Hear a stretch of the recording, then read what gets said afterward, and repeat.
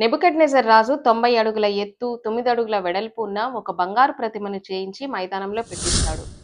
వాయిద్యాలు వాయించినప్పుడు అతని రాజ్యంలో ఉన్న సకల ప్రజలు ఆ దేవతకు సాగిలపడి నమస్కారం చేయాలి. నమస్కరింపని వారిని అగ్నిగుండంలో వేయబడతారు అని ఆజ్ఞ ఇవ్వబడుతుంది.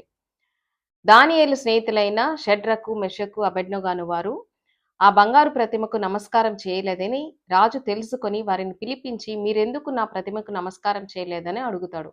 అందుకు వారు, రాజా, నీ ప్రశ్నకు సమాధానం ఇవ్వాలన్న చింత మాకు లేదు. ఎందుకు అంటే యెహోవా దేవునికి తప్ప మేము ఎవరికీ నమస్కారం చేయము.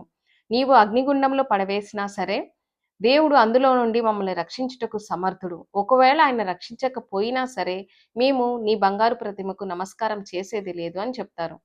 ఆ మాటలకు నెబుకద్నెజరు అత్యాగ్రహుడై ఉన్న దానికంటే 7 రెట్లు ఎక్కువ వేడిమి చేయమని ఆజ్ఞాపించి వారి ముగ్గురిని అగ్నిగుండంలో పడవేయిస్తాడు.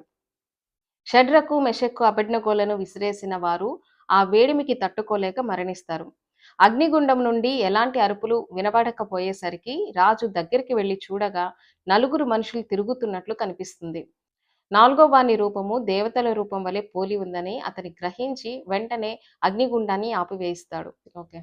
షడ్రకు, మెషక్కు, అబెద్నెగోలు బయటికి వచ్చినప్పుడు వారి వెంట్రుకలకు కూడా కాలిన వాసన అంటకపోవడం చూసి రాజు ఎంతగానో ఆశ్చర్యపడి, షడ్రకు, మెషక్కు, అబెద్నెగోల దేవుడే నిజమైన శక్తివంతమైన దేవుడని తన రాజ్యమంతా ప్రకటిస్తాడు.